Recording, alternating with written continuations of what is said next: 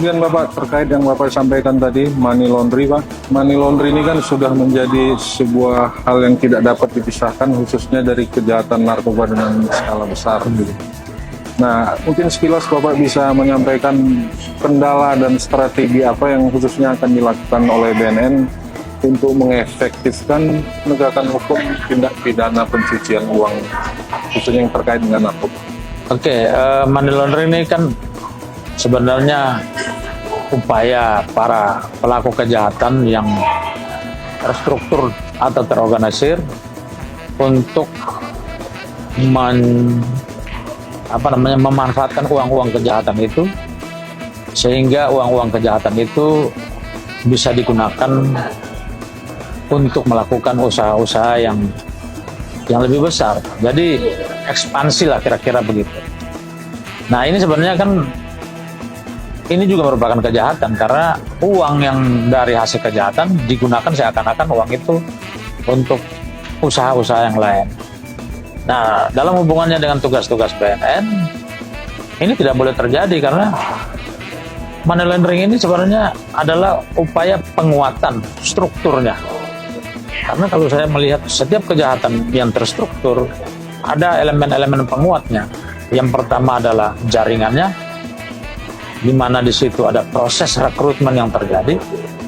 Yang kedua adalah bagaimana membiayai jaringan itu, baik dengan penjualan barang-barang berbahaya, maupun yang kedua adalah hasil penjualannya itu kemudian dimanfaatkan untuk usaha-usaha yang lebih legal, lalu kembali berputar untuk menguatkan jaringan tersebut, membeli lagi barang berbahaya seperti narkoba, lalu menguatkan juga strukturnya jaringan itu, sehingga eksistensi jaringan itu akan terus terjaga. Maka sebagai penyidik dalam bidang narkoba ini, yang harus kita lakukan adalah tidak saja memberhentikan uangnya, tapi juga harus memberhentikan strukturnya. Maka yang harus kita lakukan, yang pertama adalah pemetaan struktur itu sendiri. Lalu kedua, pemetaan jaringan atau pemetaan atau analisis terhadap bagaimana jaringan keuangan, transaksi-transaksi keuangannya. Baik itu transaksi yang berupa penjualan narkoba maupun uang-uang yang lalu kemudian dari hasil penjualan itu digunakan untuk bisnis-bisnis legal. Nah, oleh karena itu kekuatan kita adalah kekuatan analis, melakukan analisa yang mendalam terhadap finansial dari struktur itu, sampai menemukan di mana kelompok atau jaringan ini mencuci uangnya, dan secara hukum kita bisa menyita aset, uangnya yang bersifat liquid atau asetnya. Ini harus kita bersihkan. Kalau istilah kita itu, kita memiskinkan mereka, kita mematikan kekuatan struktural mereka dengan kekuatan finansial mereka, sehingga jaringan ini tidak akan bisa bergerak lagi untuk melakukan penjualan narkoba. Artinya secara regulasi untuk TPPU ini sudah mencukupi, Pak? Kalau secara regulasi kita punya undang-undang tentang pencucian uang, kita punya undang-undang narkoba, tapi pertanyaannya, mampukah kita untuk melakukan satu analisis mendalam sehingga menemukan itu semua? Ada satu keseriusan untuk melakukan profiling, pemetaan terhadap jaringan dan jalur transaksi keuangan. Nah, itu yang harus kita lakukan. Dan saya yakin kalau kita kerjakan dengan serius, kemampuan analisis intelijen kita kuat, maka kita mampu untuk menghancurkan jaringan tersebut. Maka visi saya adalah ketika menghadapi transnational crime, khususnya narkoba ini, kekuatan intelijen harus betul-betul kita kuatkan. Intelijen itu bukan bicara tentang analis semata.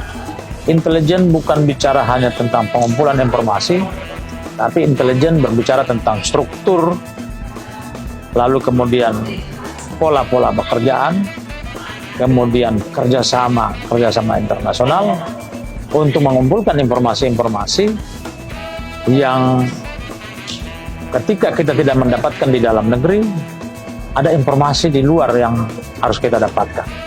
Karena kalau kita berbicara tentang narkotika, kita tidak pernah terlepas dari jaringan internasional.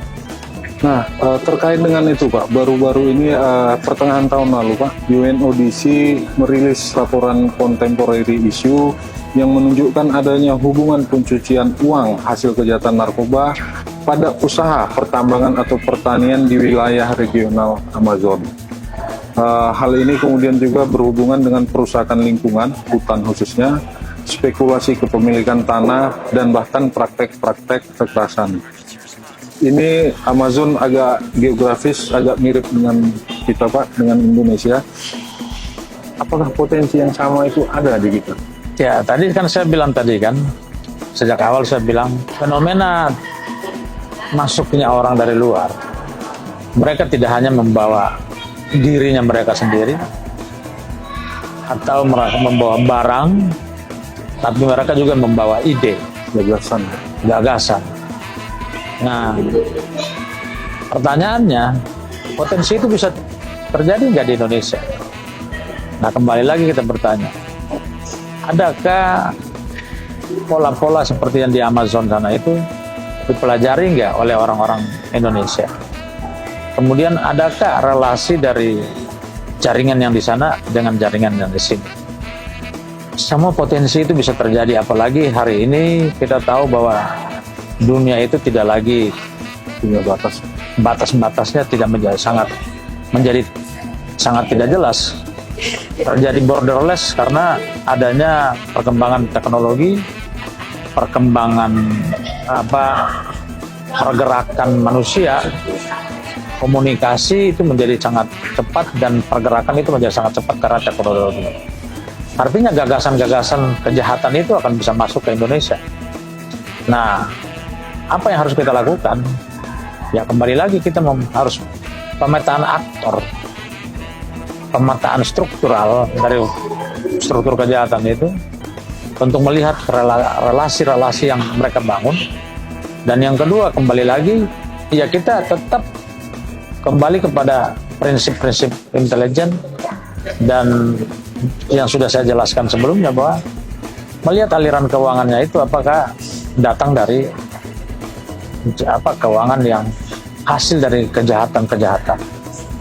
Nah, kalau bertanya kepada apa yang terjadi di Indonesia, sampai saat ini belum kita temukan. Tapi kembali lagi, potensi itu ada nggak? Ya, jawaban saya tadi itu, bahwa mari kita lakukan analisa mendalam, dan lalu kita menyetop orang-orang yang masuk ke sini. Jangan sampai mereka membawa diri, mereka juga membawa gagasan-gagasan untuk melakukan kejahatan di sini yang lebih kompleks.